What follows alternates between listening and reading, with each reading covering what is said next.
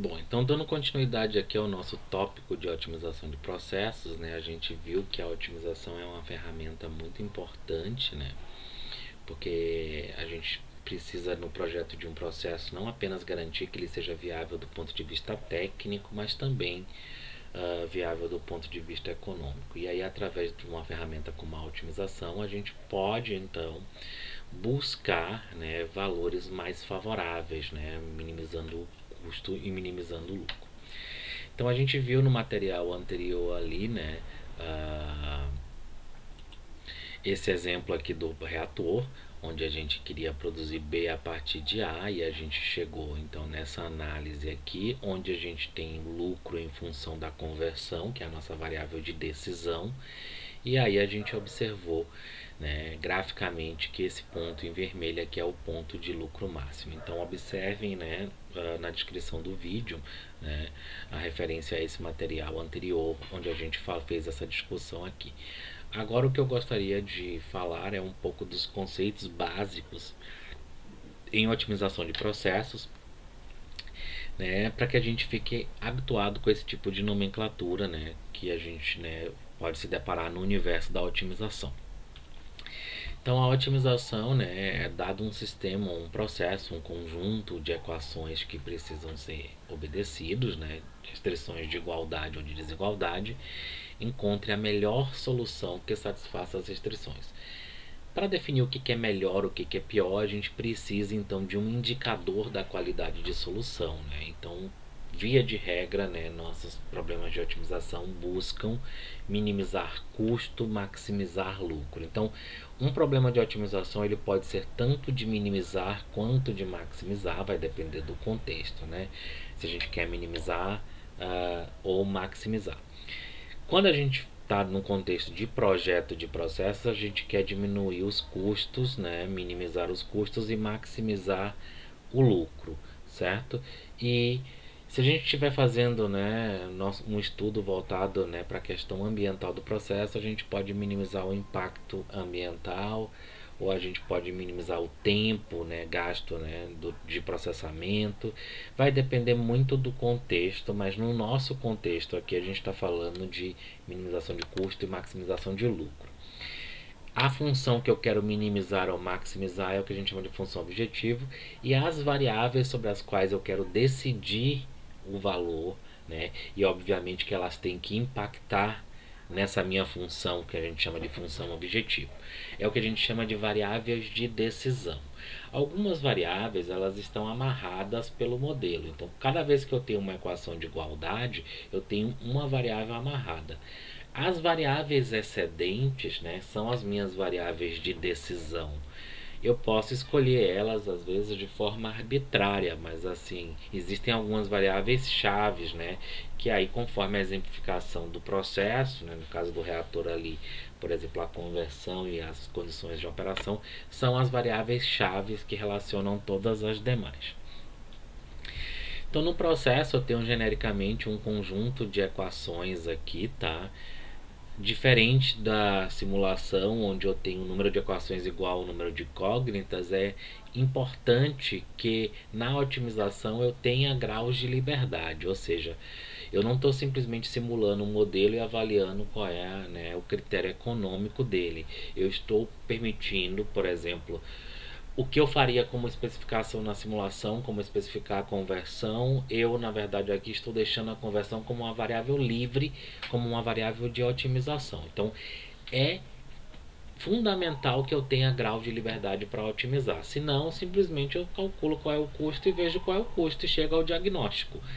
Na otimização eu preciso variar algum valor para chegar então, né, impactar na minha função objetiva e verificar então qual é o ponto de mínimo ou o ponto de máximo. Quando a gente está falando de otimização, como a gente vai variar valores, né, eu preciso algumas vezes definir faixas para essa variável. Por exemplo, se eu estiver falando de uma conversão, não faz sentido que essa variável varie, né, abaixo de 0 ou acima de 1. Então ela varia entre 0 e 1. Então é bastante comum em problemas de otimização eu também fornecer restrições, né, de faixa de valor ou mesmo uma restrição operacional. Digamos que eu vou decidir a temperatura do reator, eu posso especificar que a temperatura não pode exceder um determinado valor por questões de segurança. Então, diferente da simulação, onde quando eu dou, né, os valores, eu resolvo esse conjunto de equações, né, a gente normalmente não estabelece nenhuma restrição explícita sobre a faixa da variável, né? Mas a gente analisa a solução para ver se essa solução é fisicamente possível ou não. Na otimização, a gente considera explicitamente essas restrições de faixa, né? Porque essas faixas é que vão definir o espaço que a gente chama de espaço de busca, né? Então, assim, o conjunto de restrições ele define uma região no espaço que a gente chama de espaço de busca.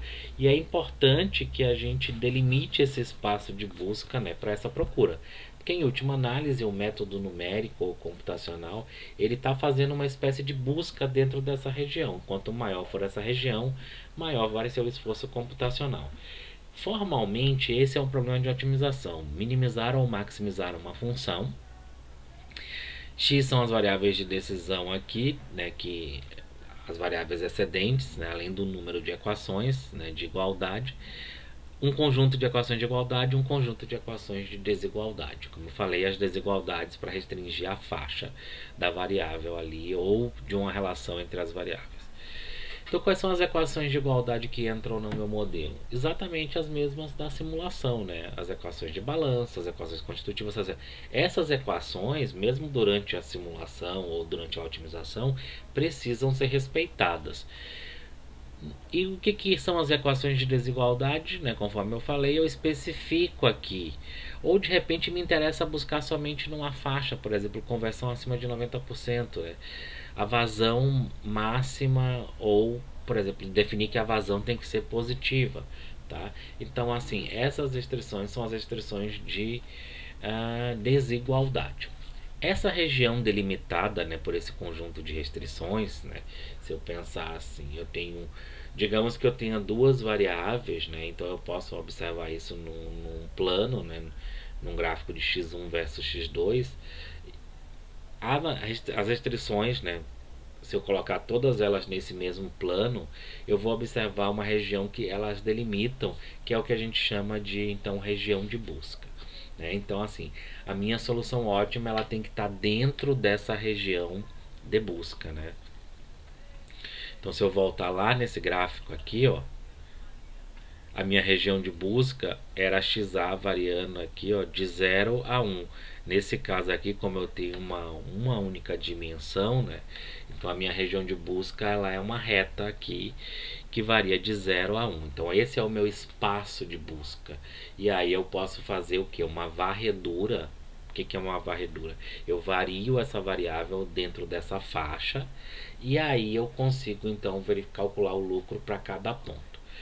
Entre 0 e 1 existem infinitos pontos, mas eu posso fazer assim, né? Tipo, variar de, sei lá, de 0,1 em 0,1, de 0,5 em 0,5 e fazer essa avaliação. Mais ou menos dá para entender o comportamento, né, desse processo. Quando eu passo para um espaço bidimensional ou tridimensional, eu não tenho mais uma reta, eu tenho uma região, certo? E aí eu tenho infinitos pontos ali dentro também.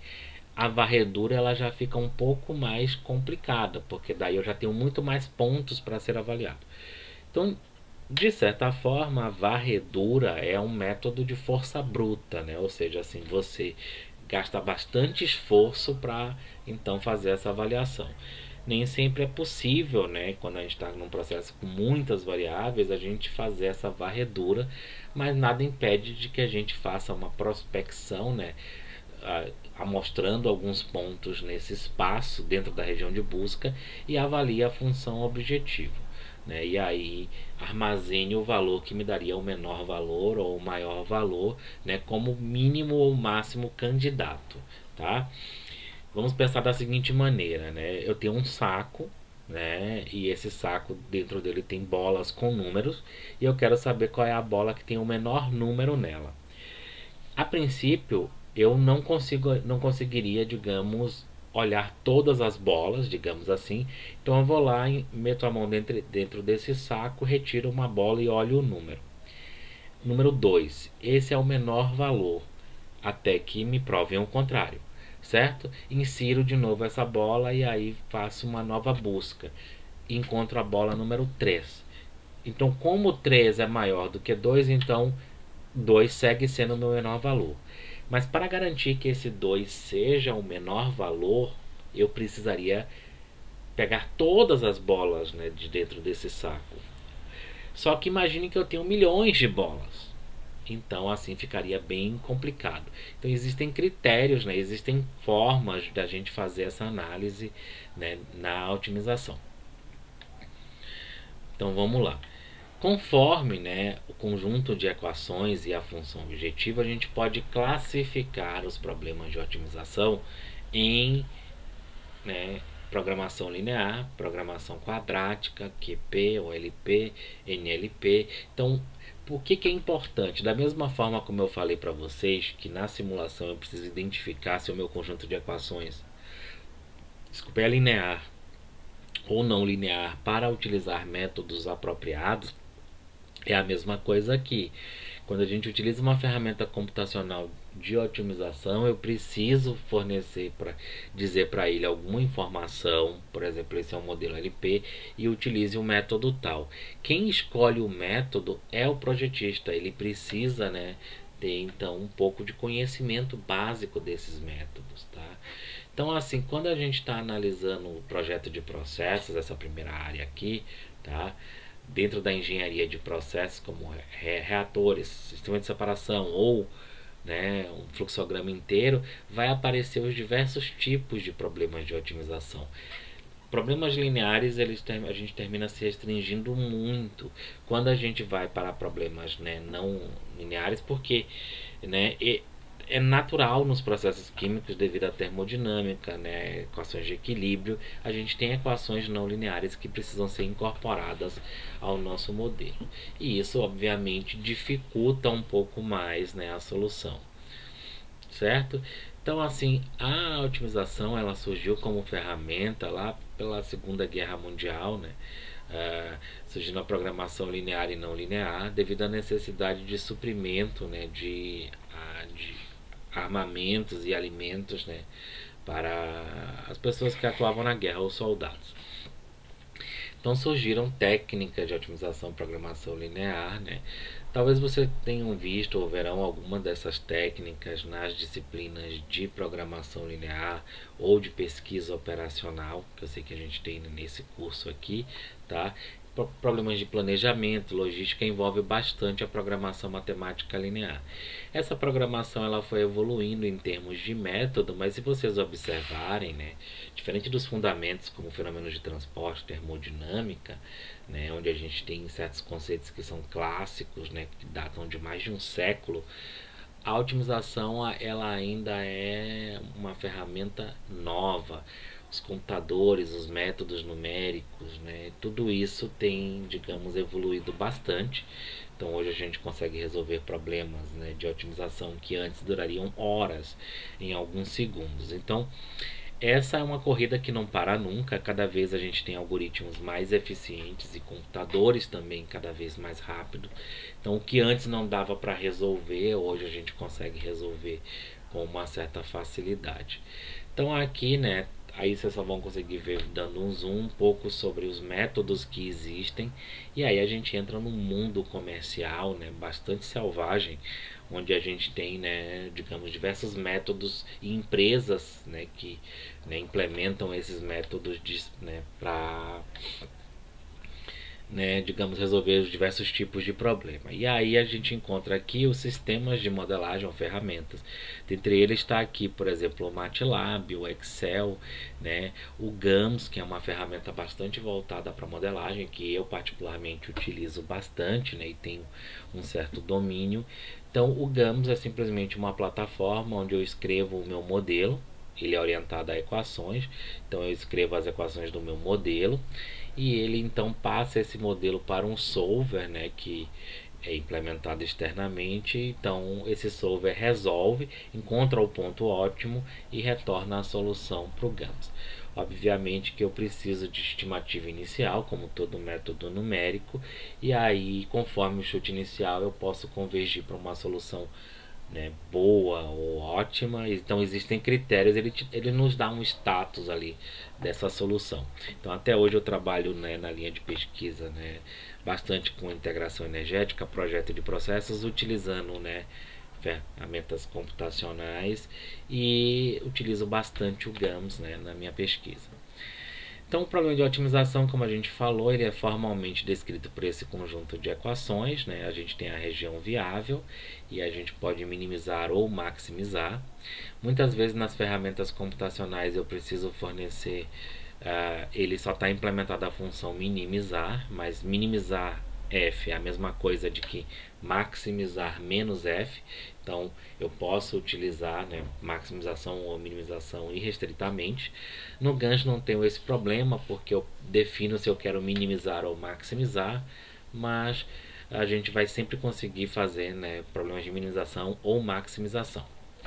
Então assim, eu não vou entrar tanto no detalhe matemático, porque como eu falei, a gente vai utilizar nesse curso aqui o método gráfico, onde a gente então varia o valor da variável e aí a gente então plota a função objetivo e verifica graficamente onde é que está esse ótimo. Isso só é possível quando eu tenho poucas variáveis de decisão. Mas para vocês entenderem, né, da onde deriva toda a matemática, né, dessa área, se a gente tiver uma função, digamos que ela está aqui plotada, existe o que a gente chama de mínimo local, como esse ponto aqui, e existe então o mínimo global. O que é um mínimo local? Ele é o menor valor na vizinhança. O que é o mínimo global? Ele é o menor valor no domínio.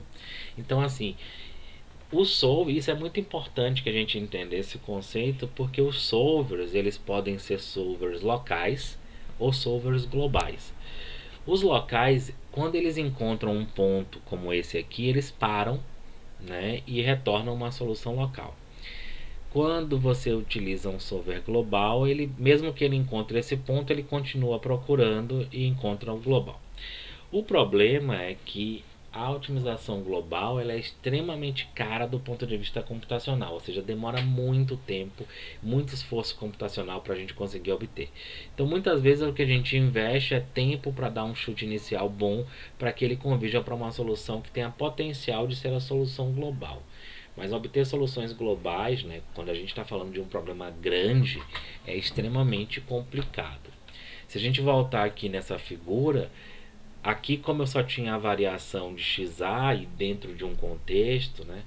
Então o que acontece? Essa solução aqui ela é a solução mínima, máxima local e máxima global. Isso porque eu estou varrendo todo o domínio. E é exatamente por isso, né, que métodos de otimização global eles são caros computacionalmente, porque aí eu preciso de certa forma varrer todo o domínio. E se esse domínio é muito grande, eu preciso de muito esforço, certo? Então vamos voltar aqui. Quando eu tenho função que envolve mais de uma variável, daí eu já, né, a minha visualização ela já passa para 3 dimensões, né, porque aqui está a minha função objetivo. E observe que eu posso ter valores de máximo, valores de mínimo. Essa função tem vários mínimos locais, máximo global aqui. Aqui eu provavelmente, né, teria que ver melhor, girar esse gráfico, onde eu tenho o ponto de mínimo local. Tá? Então assim, para fazer essa visualização gráfica e determinar onde é que está esse mínimo, eu preciso varrer todo o domínio e precisaria fazer o gráfico para identificar a olho, através de prospecção, onde é que está esse ponto. E isso só é possível quando eu tenho no máximo 2 variáveis. Eu posso, na verdade, por exemplo, manter uma terceira variável fixa e fazer vários gráficos desse. Então assim, mas a nossa análise gráfica ela fica bastante restrita a poucas variáveis. Então digamos que eu quero encontrar o mínimo dessa função aí nesse domínio, tá? De uma variável. Bom, se eu fizer o gráfico, o mínimo ele está nos extremos aqui, tá? Mas se eu tiver o máximo, ele vai estar aqui. Esse máximo aqui eu tenho um máximo local, aqui eu tenho um máximo global. A pergunta é assim, né? Tem como eu saber, sem fazer o gráfico, se que esse ponto aqui é um ponto de mínimo ou é um ponto de máximo, então a gente precisa verificar algumas características dessa função para verificar se esse ponto é um ponto mínimo ou um ponto de máximo, sem precisar fazer o gráfico, que requer uma espécie de varredura do domínio. Então, vamos lá. Vou definir alguns conceitos aqui. A função ela é contínua se o limite existe para todo valor dentro do seu domínio, e ela é diferenciável se existe a derivada.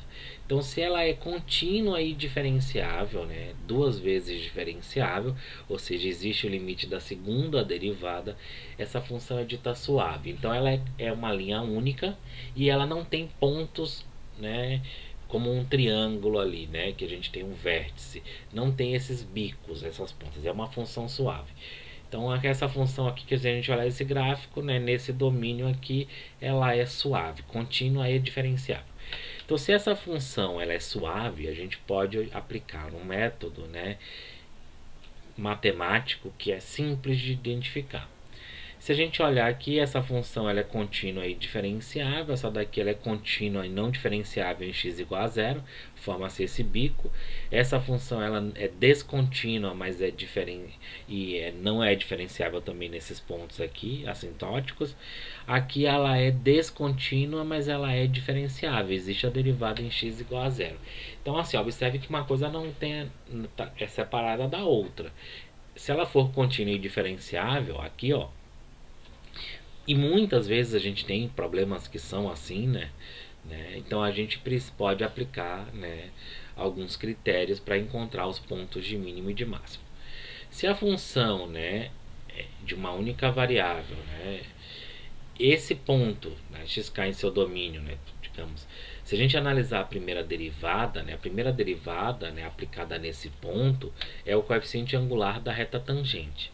Tá? Então, se essa primeira derivada for positiva, a função é crescente. Se ela for negativa, a função é decrescente nessa vizinhança. Se a primeira derivada for zero, isso a gente chama de ponto crítico. Ou seja, a função ela não é nem crescente nem decrescente. Como ela é contínua e diferenciável, então o que acontece? Se ela não é nem crescente nem decrescente nesse ponto, ela está justamente num ponto onde ela mudou de crescente para decrescente ou vice-versa, certo? Então, assim, esse é um ponto de mudança de comportamento. Logo, ela é um ponto, ou de mínimo ou um ponto de máximo, certo? Se a gente analisar a segunda derivada ela me fala sobre a curvatura da função naquele ponto. Então, se a função tiver segunda derivada no ponto z positiva, ela é voltada para cima. Se ela tiver segunda derivada negativa, ela é voltada para baixo, Se ela for zero, a gente tem justamente uma mudança onde ela está saindo de voltada para cima para voltada para baixo. Então, observe que a partir da primeira e segunda derivada no ponto, eu consigo identificar, se o meu ponto é um ponto de mínimo, um ponto de máximo ou um ponto de célula, certo? Existe um outro conceito que daí eu não vou me ater muito aqui, que é quando a função é chamada de convexa. O importante é, se eu conseguir classificar a minha função como convexa, essa função ela é convexa aqui, ó, tá? Então não há mudança, na segunda derivada dela. Então o que eu observo aqui, se eu ligar quaisquer dois pontos dentro desse domínio, ó, a função está sempre abaixo dessa reta. Então essa função é convexa. Se o meu modelo ele é composto de funções convexas, isso é muito interessante, porque quando a função ela é convexa em todo o seu domínio, um ponto de mínimo local é um ponto de mínimo global. Então, assim, dentro de certas condições, a gente consegue, a partir de métodos locais, dizer que aquela solução é uma solução global. Tá? Então, isso é uma característica importante, por isso é muito importante o conceito de convexidade em otimização. Mas a gente não vai se ater muito a isso aqui, tá? Porque a gente vai ter modelos não lineares, isso é não convexo, a gente vai fazer uma busca por varredura. Mas vamos olhar essas três funções aqui. Observe o que acontece no ponto zero. tá? Para as três funções no ponto zero, a primeira derivada é zero. Observe que a primeira derivada ser zero é uma condição necessária para ele ser um ponto de mínimo ou de máximo, mas não é suficiente. Observe que no primeiro ponto a segunda derivada é positiva, então a concavidade está voltada para cima, a curvatura. Isso significa então que eu tenho um ponto de mínimo. Observe que eu não preciso fazer o gráfico para saber disso. Se eu derivar essa função igualar a zero, certo? Encontrar esses pontos estacionários ou críticos da função, avaliar a segunda derivada nesses pontos, eu posso então determinar se essa função ela é de mínimo ou de máximo, certo? Nesse outro extremo aqui, observe que a derivada é zero, em x igual a zero, só que a segunda derivada é menos 2, aplicada nesse ponto. Então, ela é um ponto de máximo. Se acontecer da primeira derivada ser zero e a segunda ser zero, então eu não tenho um ponto nem de mínimo nem de máximo. O que aconteceu ali? No mesmo instante em que ocorreu uma mudança de comportamento de crescente para decrescente, ocorreu uma mudança de curvatura de baixo para cima ou cima para baixo. Então está acontecendo simultaneamente essas mudanças, né, de comportamento e de curvatura, né? Então nesse caso é o que a gente chama de ponto de inflexão, né? Ou num espaço bidimensional ou tridimensional a gente chama de ponto de Sella. Então esses pontos eles não são nem mínimos nem máximos. Então qual é o procedimento padrão? Deriva a função, né, se eu tiver ela descrita matematicamente, deriva em relação à variável de decisão, iguala a zero, encontra então a solução, certo? E aí o que eu pego? Todos os pontos soluções são pontos candidatos.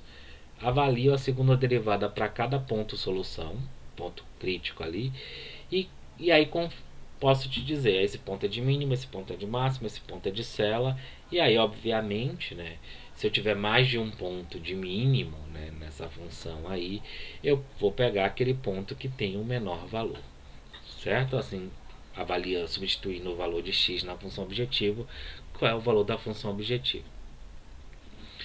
Então, assim, como é que a gente reconhece, né, sem fazer o gráfico?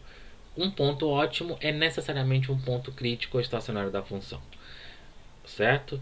Então, assim, a condição suficiente, se x é um ponto estacionário, se a segunda derivada é positiva, certo? Então ele é um ponto de mínimo. Se a segunda derivada é negativa, ele é um ponto de máximo.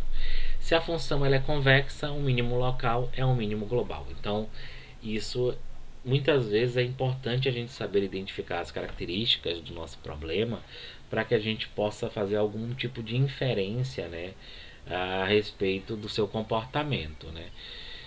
Então, assim, eu não preciso fazer uma plotagem em todo o domínio para saber, por exemplo, que uma parábola nas suas pontas ela vai para mais infinito ou menos infinito, tá? Então, assim, isso é uma característica da função, bastando saber, ela é uma equação do segundo grau, ela vai ter esse comportamento, então ela vai ter um vértice. Então, por exemplo, se a minha função ali é uma função quadrática, né, uma função de ordem 2, né, em termos da minha variável, eu já sei que ela vai ter um comportamento parabólico e que ela vai ter um ponto de mínimo ou de máximo e que nos extremos eu vou para mais ou menos infinito. Isso não preciso fazer o gráfico para saber, basta conhecer as características da minha função. Se eu tiver então, né, aqui meu critério, minha função objetiva e duas variáveis de decisão, graficamente eu poderia observar que aqui existe um máximo e aqui existe um mínimo. É possível ainda a gente traçar o que a gente chama de curvas de nível, né, projetadas aqui no plano, né. Então a gente passa um plano, né, onde a minha função objetiva é um valor, projeta isso no plano 2D para a gente observar que existe um ponto de mínimo aqui e um ponto de máximo aqui. Tá? A gente vai ter essas curvas de nível que nunca se interceptam entre si, certo? Então, assim, da mesma forma, eu poderia utilizar, né, esses conceitos de primeira derivada e segunda derivada, né, para identificar pontos de mínimo e máximo de uma função de duas ou mais variáveis, certo? Então, assim, eu só vou mostrar para vocês aqui a nível ilustrativo a gente não vai avançar muito na otimização, porque depois a gente teria que falar sobre restrições e como é que eu resolvo os problemas com restrições, tá? Problemas nossos aqui terão restrições, mas como a gente vai utilizar o método gráfico, a gente vai resolver o modelo e substituir na função objetivo. Então, em última análise, a gente está resolvendo um problema sem restrição. Certo? Então aqui a gente tem uma função, passou um plano com um valor constante e projetou esse plano aqui embaixo, a curva da interseção, né? A gente tem o que a gente chama de curva de nível, certo? Então a gente pode, né, inclusive, né, fazer uma curva de nível aqui de uma função. Então observa aqui, né, a gente usa cores para identificar, né, pontos onde o valor é menor e pontos onde o valor é maior. Então existe um ponto de mínimo aqui e um ponto de máximo aqui, tá, nessa região, que aí eu posso olhar de uma forma mais detalhada. Assim como a primeira derivada é nula, né, condição necessária para uma função de uma variável, se a gente tiver mais de uma variável, n variáveis, a gente precisaria avaliar o vetor gradiente. Então, o vetor gradiente, né, eu teria que a derivada da função parcial em relação a todas as variáveis teria que ser igual a zero, tá? Porque esse vetor ele aponta na direção de máximo crescimento da função. No ponto onde ele é todo zero, então eu não tenho nem crescimento nem decrescimento, eu vou ter um ponto, né, ou de mínimo, ou de máximo, ou de cela.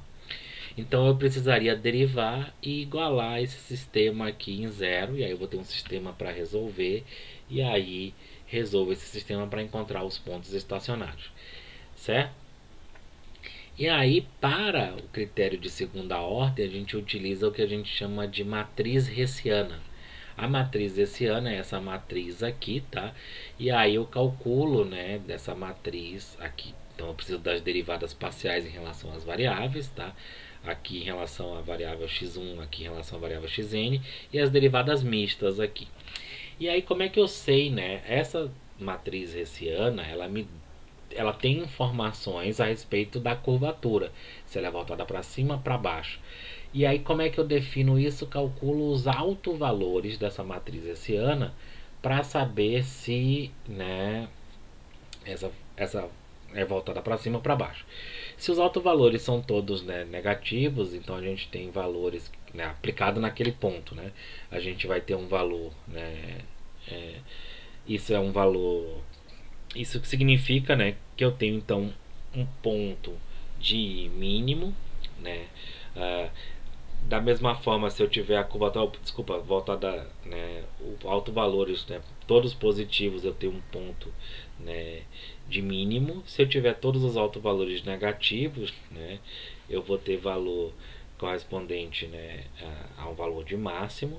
E se eu tiver autovalor igual a zero, tá, a gente vai ter então um ponto de cela. Então eu preciso analisar os autovalores da minha função. Então, da mesma forma, bom, aí não vou voltar nisso aqui, quer dizer, falar sobre isso, né? Vocês veem em álgebra linear como determinar os autovalores de uma matriz, tá? E aí, da mesma forma que a gente tinha esses critérios para identificar uma função de uma única variável, a gente também, né, esses critérios para determinar de uma função multivariável. Então, só para exemplificar graficamente, aqui eu tenho funções de duas variáveis, x1 e x2, por exemplo, conversão e temperatura do reator. E aí, observe que nesse ponto em vermelho aqui, tá? Eu tenho umas curvas de nível aqui embaixo. Eu tenho os autovalores menos 2 e menos 2, então indicando que esse é um ponto de máximo. E aqui eu tenho um ponto, ó, que não é nem de mínimo nem de máximo, tá? Observe que nesse caso aqui, em uma direção a curvatura é voltada para cima, em outra direção ela é voltada para baixo, tá? Se tiver alto valor zero, então ela é plana, tá? Então o que acontece? Nesse caso aqui eu tenho um ponto de cela. Se eu tivesse menos essa função aqui, os autovalores seriam mais 2 e mais 2, e aí eu teria um ponto de mínimo, certo? Então assim que a gente pode identificar. Observe que matematicamente já dificulta um pouco mais, porque eu preciso calcular o vetor gradiente, resolver esse sistema, usar o método numérico, avaliar então a matriz hessiana e calcular os autovalores, tá? para poder fazer esse diagnóstico ali, certo? Então a gente tem aqui, ó, um ponto de mínimo, um ponto de máximo, um ponto de cela ilustrado ali, certo? Então aqui tá,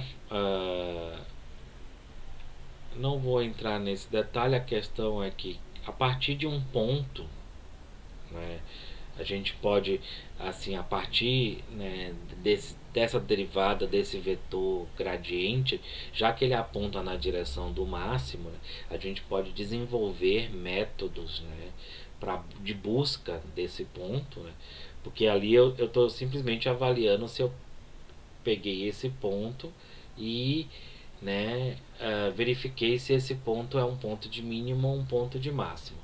Uma forma é a partir de um valor inicial, eu então vou andando na direção de máximo crescimento, ando um pouco, avalio então essa função, verifico se a função objetivo diminuiu ou aumentou, conforme o que eu queira, né? E aí então eu vou evoluindo recursivamente até chegar na minha solução ótima ali, certo? Então existem técnicas ali para, né? Aqui é só a prova de que se ele, né, é um ponto de mínimo de máximo. Só vamos terminar com um exemplo aqui, tá? Então digamos que eu tenha essa função. Se eu derivar ela igualar a zero, eu encontro que a única solução aqui é x igual a 1. Eu não sei se esse ponto é um mínimo ou um máximo. Faço a derivada de segunda ordem, então esse é um mínimo local. Tá? Como essa função aqui ela é quadrática, tá? Nesse caso aqui ela é uma função convexa, então esse ponto aqui, além de mínimo local, é um mínimo global. Então eu não preciso fazer o gráfico. É claro que se eu fizesse o gráfico dessa parábola, eu poderia identificar a olho, né, por prospecção, o ponto de mínimo ali, né? Certo? Ou eu posso, então, né, se eu tiver uma função de várias variáveis, né, obter o vetor gradiente, igualar a zero, e aí resolvo esse sistema, né, de n equações e n variáveis para achar as soluções. Achando as soluções, eu verifico então se essa solução, né, é um ponto de mínimo ou um ponto de máximo para definir. Se a gente tem um sistema aqui não linear de equações, o que vai acontecer, né? Essa solução que eu vou obter provavelmente vai ser numérica, e aí eu, né, posso encontrar uma das possíveis soluções, então vai estar muito dependente do chute inicial. Por isso existem essas técnicas de busca baseada no vetor gradiente, né? Então a gente parte de um ponto inicial, anda na direção, né, de máximo crescimento, e aí depois a gente vai atualizando esse valor, né? Sempre diminuindo a minha função objetiva até chegar num ponto onde então, né, o vetor gradiente é zero, certo? Então a gente tem um método de Newton para resolver, tá? Um método numérico para resolver essa equação aí, certo? Então a gente pode, por exemplo, com esse, para resolver, né, encontrar aqui, ó, minimizar essa equação aqui, tá? Eu posso derivar igualar a zero, ou eu posso recursivamente, né, então assim, aplicar o método de Newton para achar então esse ponto onde eu tenho uma derivada igual a zero, tá? Então eu parto de um valor inicial e aí chego então na solução ótima, tá? E aí se a gente fizer então, né, agora eu preciso avaliar a segunda derivada para verificar então se esse ponto é um ponto de mínimo ou um ponto de máximo, certo? Então aqui eu posso, por exemplo, nesse caso aqui, ó, eu não tenho uma solução analítica para x, quando eu derivo igual a zero, mas aí eu posso utilizar um método numérico, partindo de x0 igual a 3, por exemplo, e aí depois de 8 iterações eu chego na convergência ali para encontrar. Pô, não é nosso foco aqui, né, entrar nos métodos numéricos, mas a questão é como que eu resolvo essa derivada. Isso daí, aí eu posso utilizar o método analítico ou o método numérico. A questão é que eu precisaria derivar, igualar a zero e aí resolver essa equação resultante. Se ela for demasiadamente fácil, a gente resolve analiticamente, senão eu vou precisar de um método numérico. Certo? Então nesse material aparece aqui também, que aí eu não vou entrar no detalhe, que é os métodos, tá? De busca. Existem métodos de busca, né, onde a gente pode, né, simplesmente ir testando ali, e existem métodos estocásticos ali, né, para poder encontrar o ótimo dessa função, e os métodos, tá, que utilizam a derivada, tá? Então a gente tem o método de Newton, o método de, né, quase Newton. Então são métodos que a gente utiliza para obter essa solução ali. Então toda vez que a função for contínua e diferenciável, a gente pode utilizar a derivada primeira e a derivada segunda para identificar, né, os pontos ali, né, críticos, e os pontos de que são mínimos e que são máximos dessa função. Bom, aqui no nosso curso, tá? O que eu vou pedir para vocês? Vocês já sabem, né, resolver o modelo para um conjunto de especificações. Eu vou pedir para que vocês variem uma determinada variável e calculem, por exemplo, o lucro, e aí verifique graficamente, né, qual é o ponto de ótimo, certo? Ou possivelmente eu tenho uma equação do problema e ele, né, eu consigo obter uma descrição, né, através de um problema sem restrição, né? E aí eu teria que derivar igualar a zero, certo? Com um ou mais variáveis, e aí verificar se ele é de primeira, se ele é um mínimo, se ele é um máximo.